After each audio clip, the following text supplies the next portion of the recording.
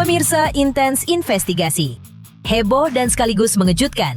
Mungkin kata itulah yang pas untuk menggambarkan apa yang terjadi malam kemarin atau sebuah momen yang ditunggu-tunggu banyak pihak, di mana Ruben akhirnya kembali bisa bertemu langsung dengan kedua putrinya.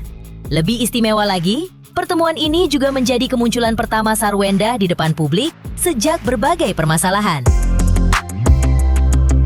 Sarwenda sendiri yang mengantarkan kedua putri kecilnya, Thalia dan Tania, untuk bertemu sang ayah yang pada malam kemarin akan bertolak untuk menunaikan ibadah umrohnya. Lantas, bagaimana suasana pertemuan itu berlangsung? Seperti apa ekspresi melihat raut wajah mereka masing-masing dari kacamatanya sebagai ahli mikroekspresi? Dan lalu, apakah terlihat aura ketegangan atau justru ada kesan kehangatan yang tercipta? Dan apa analisis mendalam dari seorang pakar ekspresi yang mengamati setiap gerak-gerik mereka di momen tersebut? Pemirsa, bersama Intens Investigasi, kami hadirkan kabar terkini, terpercaya, dan teraktual. Tetapi sebelumnya, jangan lupa untuk like, subscribe, dan juga share channel YouTube ini.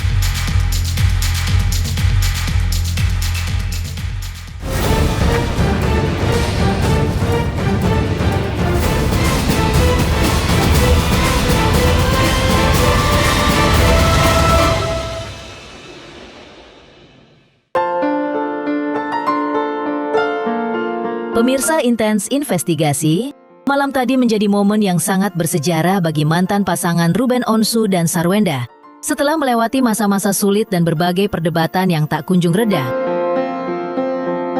Ruben akhirnya kembali dipertemukan dengan kedua anaknya, bisa berhadapan langsung, menggenggam tangannya, memeluk, bahkan memberikan kecupan hangat yang pertemuan ini berlangsung di area bandara. Dan cukup menjadi sorotan utama karena Sarwenda hadir mengantarkan sendiri anak-anaknya. Ini juga menjadi pertama kalinya tampil di hadapan publik setelah lama menghindari sorotan. Momen langka ini makanya tak luput dari pengamatan seorang pakar ekspresi yang diminta tim Intens Investigasi untuk menelisik lebih dalam terkait pertemuan ini. Apakah dari pengamatannya dapat terlihat warna kontras yang cukup di antara sikap kedua belah pihak? Atau sebenarnya baik Ruben maupun Sarwenda memang mengharapkan momen ini terjadi? Saya lebih melihat bahwa ada sesuatu yang tertahan oleh Ruben ya. Jadi kenapa? Kita tahu kalau kita lihat tarik ke belakang, video-video Ruben yang lalu kalau ketemu anaknya seperti apa, gimana dia happy, gimana dia senyum, gimana dia peluknya erat misalnya, itu nggak tampil sama sekali di video tersebut. Jadi ya gini, bahwa dia senang ketemu anaknya iya, tetapi sepertinya ada sesuatu yang bikin dia canggung, dan sepertinya kita bisa tahu yang menebak-nebak lah yang membuat dia canggung apa. Kalau asal analisa saya adalah karena hubungan dia dengan mantan istrinya dan juga orang di sekelilingnya yang juga hadir kan. Jadi buat saya agak canggung aja Ruben dengan mereka, dengan anak-anaknya enggak. Dia berusaha tos sama anaknya kan kayak gitu.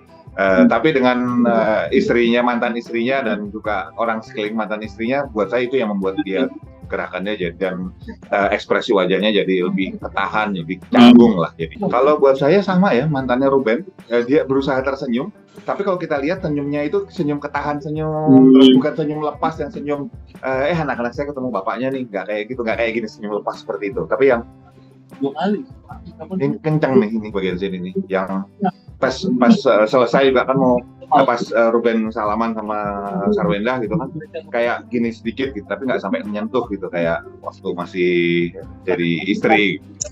Dan buat saya tanda-tanda kecanggungan itu yang membuat mereka kayaknya nggak lepas gitu ketika ketemu. Kalau kita bandingkan, wah mukanya jauh lebih flat dibandingkan dengan apa, dengan kapan, dengan siapa. Sarwenda yang kapan nih parameter waktunya yang ketika kita bilang dia lebih flat misalnya. Buat saya, yang saya nggak berani membandingkan apakah dia lebih flat, lebih nggak flat. Saya nggak berani untuk bilang terkait hal itu. Tetapi bahwa Sarwenda terlihat canggung itu sudah jelas di posisi itu. Itu satu. Dan kedua, apakah dia kemudian berpikir juga ketemuin anaknya segala macam? Buat saya itu terlalu spekulasi, kita nggak berbasiskan data jadinya. Yang bisa kemudian kita lihat bahwa walaupun Sarwenda canggung ketemu dengan Ruben, maka dia bawa anak-anaknya. Nah, pertanyaannya, kalau selama ini dia bisa halang-halangi Ruben untuk nggak ketemu anaknya, atau dibuat dengan berbagai macam alasan, Ruben nggak ketemu anaknya, tiba-tiba dibawa ke bandara. Nah, buat saya, ini adalah saya nggak menyebut ini sebuah kemajuan luar biasa, tetapi saya langsung berpikir, ini strategi apa lagi untuk menyelamatkan dirinya sendiri? Kalau saya lebih berpikir seperti itu.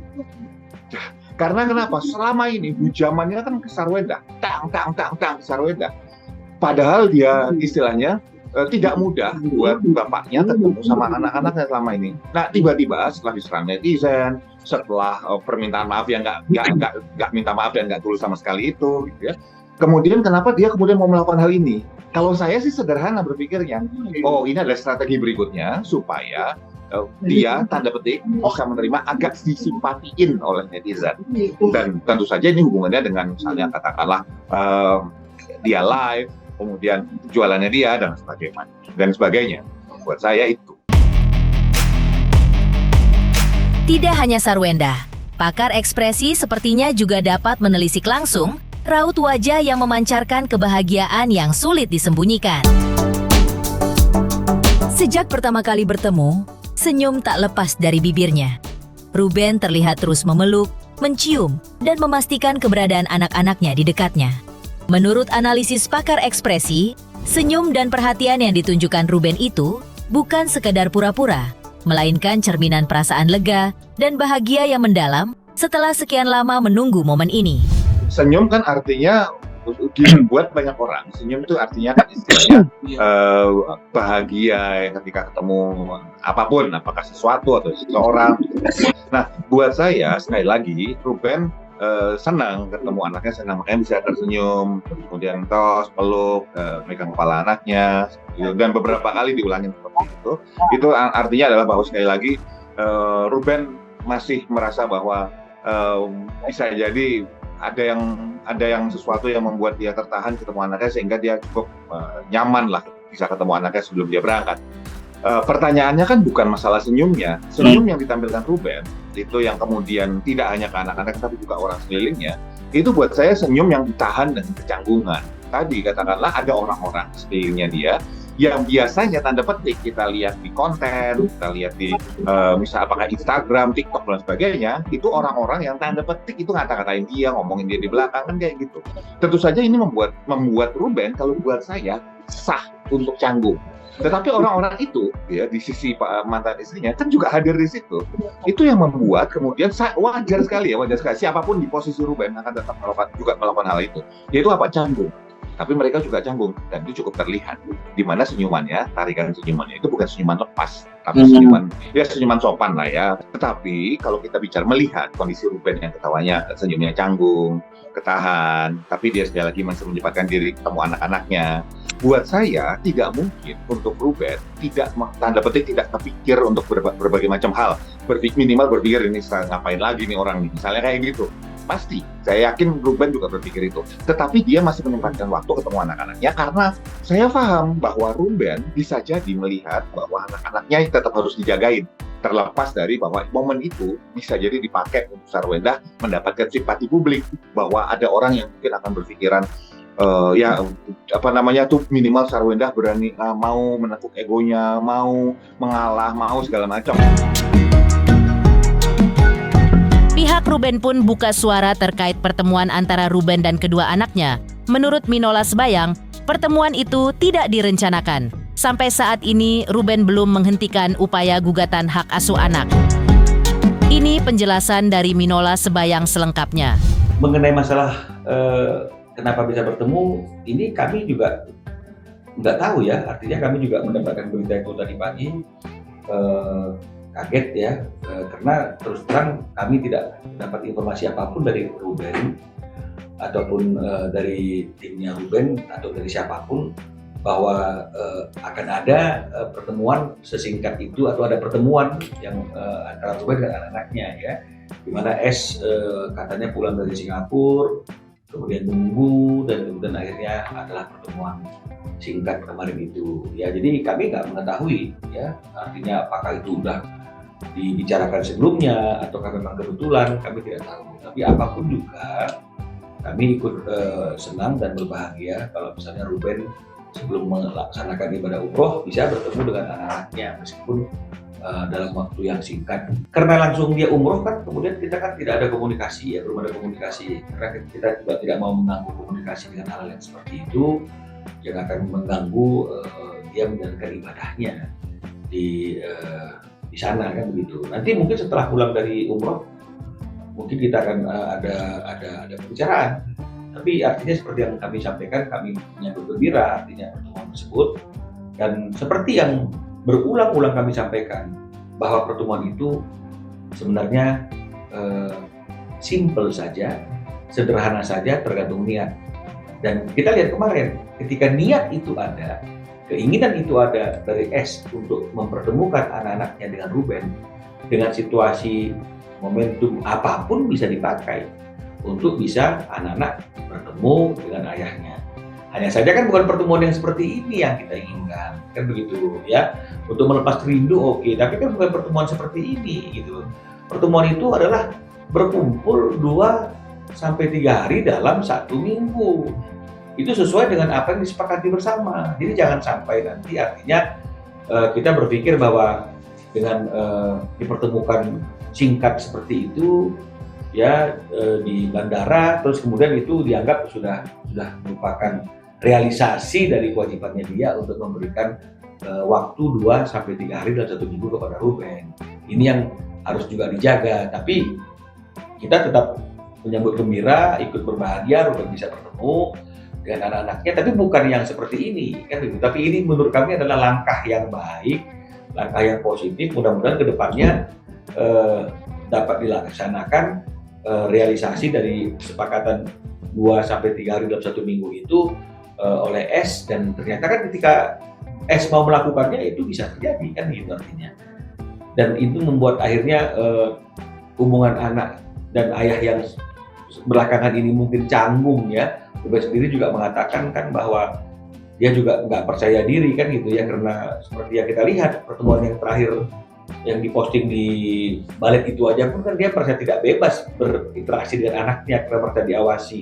Dan juga mungkin anaknya kita kan nggak tahu nih apa yang terjadi, sehingga akhirnya dia juga mungkin jadi seperti canggung. Makanya seperti yang saya katakan selalu, janganlah menjadikan ayah menjadi orang asing dan orang asing menjadi ayah ya, termasuk masalah kedekatan dan dari itu ya, meskipun banyak juga orang-orang yang mungkin usil gitu ya berpendapat misalnya apakah anak yang canggung ini juga melakukan melawan hukum. Nah, ini saya kira ini hanya orang-orang yang ingin mencari keuntungan dari persoalan yang ada saat ini. Sampai hari ini kami tidak pernah ada permintaan dari Ruben ya untuk menghentikan atau menunda upaya-upaya yang sekarang sedang dalam agenda untuk dilakukan ya. Kenapa saya katakan demikian? Karena kan kalau memang misalnya dari pertemuan singkat kemarin itu kemudian akhirnya Ruben beranggapan bahwa ini sudah selesai, kemarin itulah puncaknya perjuangan dia selama ini. Saya kira sebelum dia flight, dia masih punya waktu kok untuk menghubungi saya by phone atau WhatsApp untuk menunda semua proses. Tapi sampai hari ini saya tidak mendapatkan WhatsApp atau tidak mendapatkan instruksi apapun untuk menunda atau menghold semua upaya yang sedang dilakukan. Dan kita harus ingat, ketika kita ke KPI itu kan isunya kan tidak hanya sekedar masalah pertemuan antara anak dan Ruben. Ada 3 hal yang kemarin kami sampaikan. Yang kedua adalah terkait dengan masalah dugaan lingkungan yang tidak aman tadi itu bagi anak yang sekarang ini di mana dia berada, ya. Dan yang ketiga adalah mengenai masalah eksploitasi. Jadi kan ini kan masih belum jelas semuanya. Jadi saya kira itu tetap akan berjalan ya sampai kemudian ada hal lain yang disampaikan oleh Ruben kepada kami. Itu juga terkait dengan upaya lain yang sedang diproses untuk dijalankan. Setelah momen pertemuan singkat tersebut, pada saat ditemui awak media agaknya, tak dapat disangkal, rasa syukur itu pun langsung diungkapkan sendiri oleh Ruben. Ia mengakui betapa berartinya pertemuan ini baginya. meski berlangsung di tempat umum dan belum bisa sepenuhnya leluasa mengobrol. Ruben cukup bersyukur dengan adanya momen tersebut. Apalagi ia bahkan mendapatkan hadiah kecil dari anak-anaknya yang membuatnya semakin terharu. Iya pasti gitu, cuman kan ini dalam situasi yang ramai gitu, jadi kan intimate juga belum, tapi alhamdulillah tetap disyukuri gitu. Juga dikasih oleh-oleh juga ya? Iya, dikasih ya senang, alhamdulillah aku bilang terima kasih gitu. Dan terus ya pokoknya saya cuman serahkan semuanya yang saya lewati ini ya lewat dalam doa gitu. Bagaimana kita nggak ada yang pernah tahu setelah ini kita ke depannya bagaimana gitu ya. Pokoknya kalau Allah udah atur dah semuanya dah, itu udah pasti jalan yang terbaik. Sebagai orang tua, Ruben juga menegaskan bahwa doa selalu terpanjatkan demi masa depan anak-anaknya. Ia menyadari perjalanannya masih panjang, namun ia bertekad untuk terus memberikan yang terbaik dan mendoakan kebaikan bagi buah hatinya. Ya semua orang tua saya yakin pasti nggak hanya di sana, tapi ketika lagi ya sholat ya pasti ada nama anak dalam doa kita gitu. Ya mudah-mudahan kita juga ya khususnya saya lagi banyak belajar juga kan ya gitu. Jadi ya mudah-mudahan apa yang saya sampaikan itu semuanya hal-hal yang baik untuk anak-anak saya. Di balik kebahagiaan pertemuan itu, perselisihan belum sepenuhnya usai. Ruben Onsu sempat meluapkan kemarahannya usai merasa diawasi dan dibuntuti oleh Gio saat pertemuannya dengan Sanang Anak di tahun 2025 lalu. Lantas, apa yang sebenarnya membuat Ruben kesal, terjadi, dan langkah apa yang diambil selanjutnya?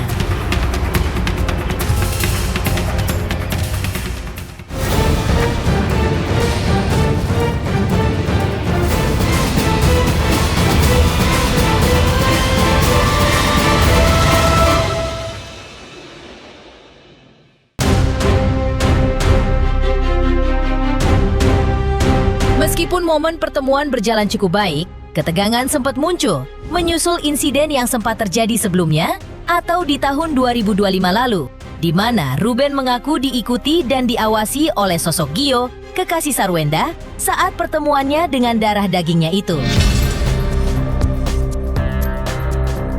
Ruben pun mengungkapkan kekecewaannya yang mendalam yang ditumpahkannya di akun media sosialnya belum lama ini. Ruben dalam tulisannya di akun media sosialnya menceritakan kalau ia datang sebenarnya dengan niat tulus, hanya untuk memberikan dukungan dan hadiah kepada anaknya. Namun, ia merasa tidak nyaman karena terus dipantau seolah-olah ia berniat buruk. Ia pun menegaskan dengan tegas bahwa ia bukanlah penculik, melainkan ayah kandung yang memiliki hak penuh untuk mencurahkan kasih sayang kepada anak-anaknya.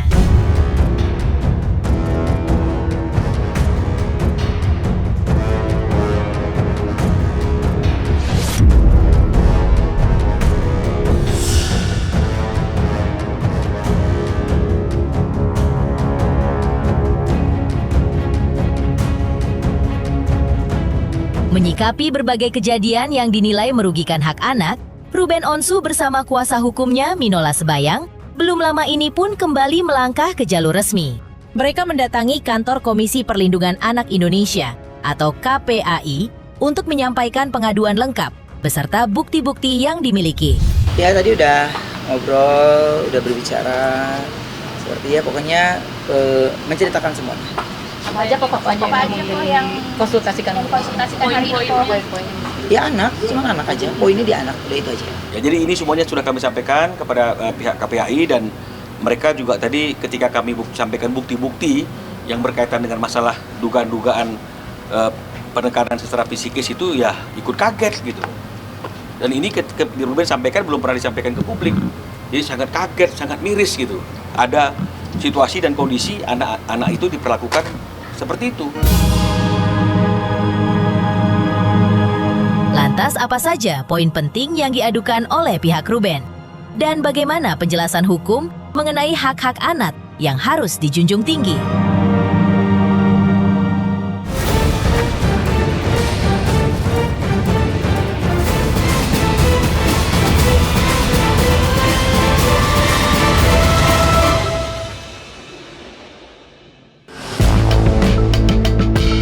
Di momen yang sama, Minola Sebayang, kuasa hukum Ruben Onsu, sempat menjelaskan secara rinci 3 poin utama yang menjadi dasar pengaduan ke KPAI tersebut.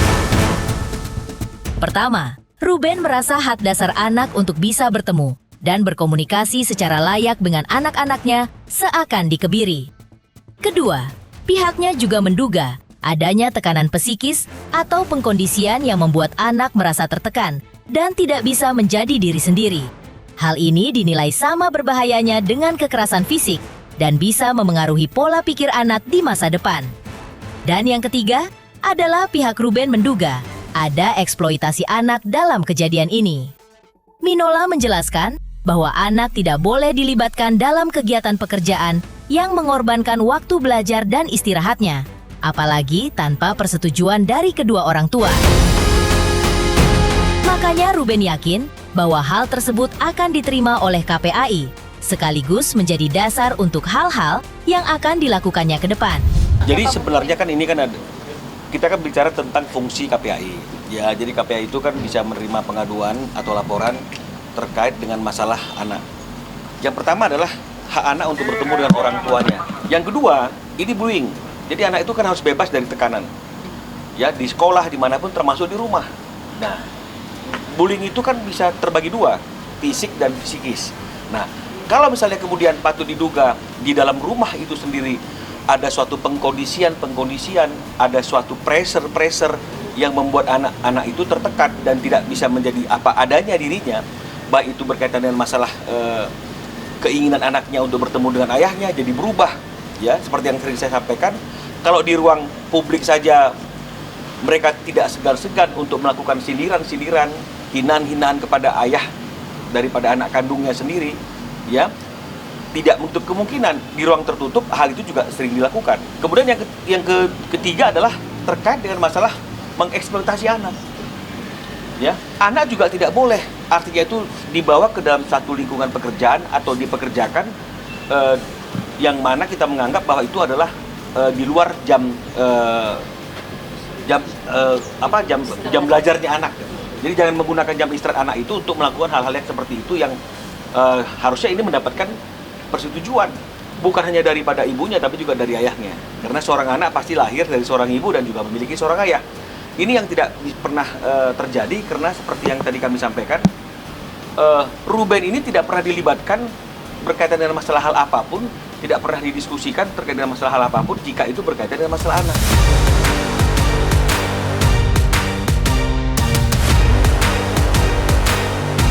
Pemirsa Intens Investigasi, jangan lupa saksikan terus Intens Investigasi. Dan pastikan jangan lupa untuk like, subscribe, dan juga komen.